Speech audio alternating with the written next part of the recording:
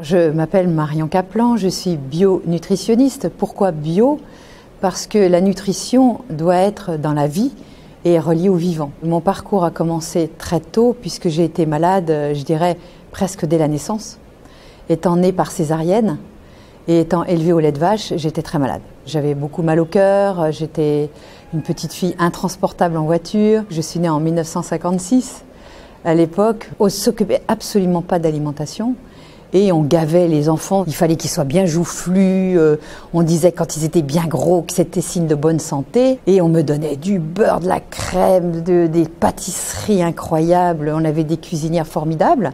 Sauf que moi je digérais pas bien. Ça s'est terminé avec une péritonite aiguë à l'âge de 10-11 ans où j'ai failli mourir. Parce que ma mère disait « ouais, c'est des comédies ». Et quand elle a fait venir le médecin, j'étais en train de crever, quoi. Donc je me suis fait opérer. Et ensuite, à la puberté, à 12-13 ans, j'ai commencé à grossir. Donc vous savez que quand on est une jolie petite fille, quand on commence à grossir, c'est un vrai problème. On veut rester jolie.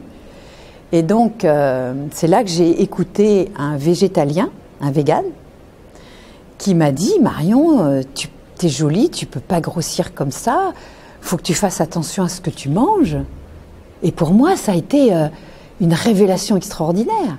Quoi? Manger ce que mes parents me donnaient ne serait pas bon pour ma santé? C'était une révolution pour moi. Et d'ailleurs, personne n'en parlait dans les médias. Personne ne s'occupait de la diététique. On s'occupait de la gastronomie. On avait des grands chefs en France. Je pense qu'en Italie, vous avez des grands chefs aussi. Mais on ne s'occupait pas de la santé. Ce n'était pas intéressant. Il fallait que ça soit bon au goût. Et donc, il m'a fait faire mon premier jeûne.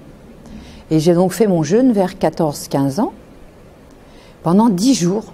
Alors, les 3 premiers jours, tous les gens qui ont fait des jeûnes savent que c'est quelque chose d'assez terrible quand on est bien intoxiqué. Et donc, j'avais des migraines, j'avais la langue blanche. Et puis, au bout de 3 jours, il y a une espèce d'état extraordinaire qui arrive, où vous avez de la vitalité, vous avez plus faim, vous avez envie de faire plein de choses, un voile se déchire. Et au bout de 10 jours, moi, je n'avais pas envie de remanger. J'étais tellement bien sans manger. Donc je m'étais dit, attends, moi je continue. Ah non, non, non, à ton âge, il faut que tu manges. Donc il m'a montré comment manger végétalien. Donc comme je suis fine cuisinière, j'ai commencé à comprendre. Alors il s'occupait, à l'époque c'était la cuisson doux-feu, vous savez, les trucs à l'étouffer.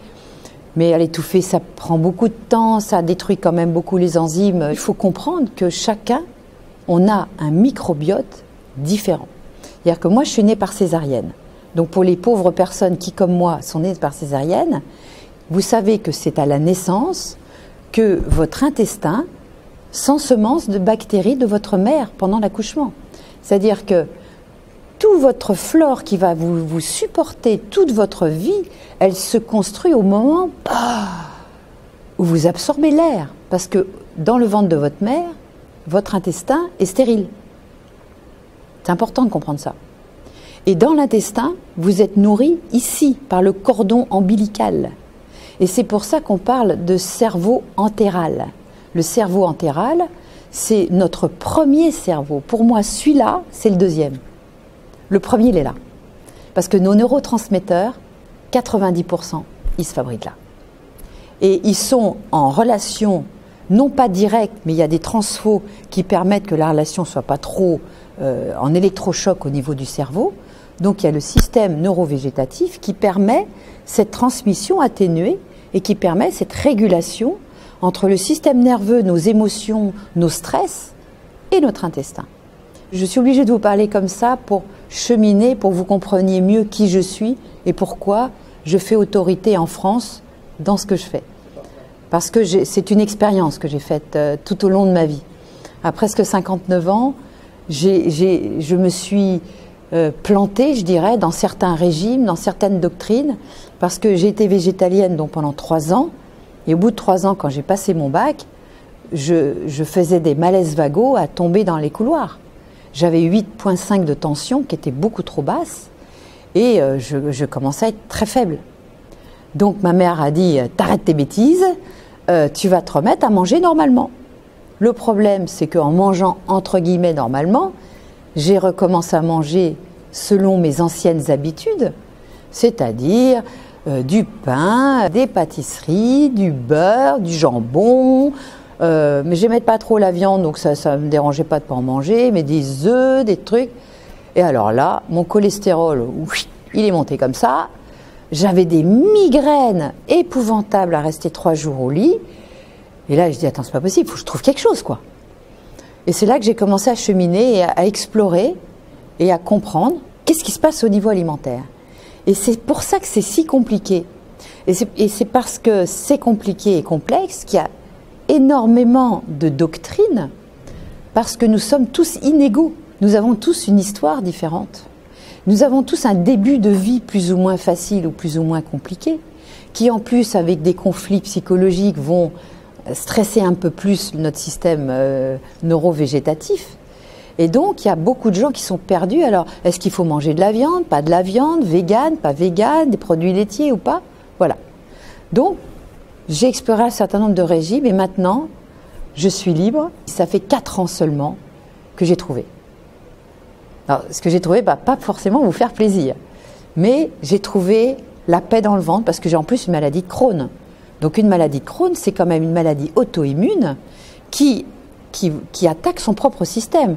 Vous savez ce que c'est qu'une maladie auto-immune? Une maladie auto-immune, c'est votre propre système qui se retourne contre vous.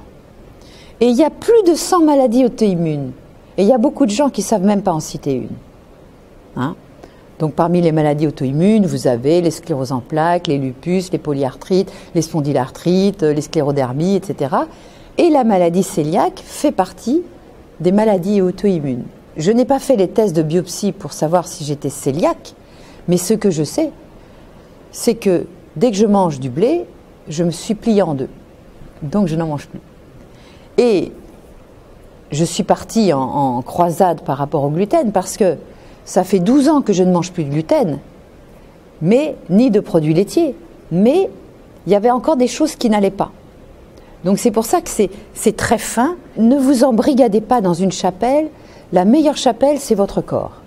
Et c'est votre temple d'ailleurs. Comme dirait Kousmine, dont j'ai été élève après, puisque Kousmine, je l'ai rencontré en 1985. J'avais sorti mon premier livre sur la cuisine à la vapeur. Et parce que j'avais compris que la cuisson est le chaînon manquant. La cuisson, elle doit être relativement courte, elle doit être juste pour attendrir la fibre, lui permettre donc d'être plus acceptable par votre système digestif, et à ce moment-là, ça va être légèrement croquant, ça va être bon pour votre corps, bon pour votre intestin, bon pour votre système immunitaire.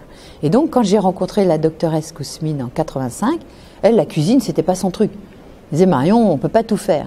Donc elle avait mis au moins le régime Kousmine, où elle a sauvé beaucoup de cancéreux et de sclérose en plaques, quand même qui est une maladie très invalidante, par son régime qui démarrait avec un petit déjeuner qu'on appelait la crème Boudwig. Et cette crème Boudwig est un petit déjeuner pas du tout composé de céréales, qui permettait d'avoir un certain nombre de vitamines pour démarrer la journée. Mais elle ne supprimait pas la viande, elle disait de ne manger des mammifères qu'une fois par semaine, mais on mangeait du poisson, on mangeait de la volaille, des légumes, beaucoup de légumes, des jus, des crudités, etc. Mais elle n'avait pas encore éliminé le gluten parce qu'à l'époque on n'en parlait pas, parce qu'on ne savait pas. En 1985, personne ne le savait. Je ne sais pas si en Italie c'est la même chose qu'en France, mais en France, un médecin généraliste qui a fait 7 ans de médecine, il a 4 heures sur l'alimentation. Est-ce que c'est pareil en Italie? Je ne sais pas, mais je pense que ça doit être à peu près pareil. Donc, excusez-moi de vous le dire, mais le médecin, c'est la dernière personne chez qui j'irai pour lui demander des conseils. Et pourtant, Hippocrate, il y a 2000 ans, nous a dit, dis donc, c'est ton aliment qui va être ton médicament. D'accord? Et toute maladie commence dans l'intestin. Et ça, aujourd'hui, on a moyen, avec des petites caméras, on avale une petite gélule, la caméra, elle prend des photos, des clichés de tout votre corps. Aujourd'hui, on sait aller dans l'intestin grêle, mais ça fait combien de temps? 6 ans qu'on sait faire, même pas 5-6 ans, pas plus. Donc c'est très récent qu'on arrive à investiguer l'intestin. Pourquoi le blé est toxique? Qu'il soit bio, pas bio, c'est pas le problème. Hein. De toute façon, sachez que le blé a été hybridé. C'est-à-dire, ils ont bidouillé, rétrocroisé tellement le blé qu'aujourd'hui, il a plus de 40 chromosomes qu'il en avait une douzaine il y a encore 50 ans.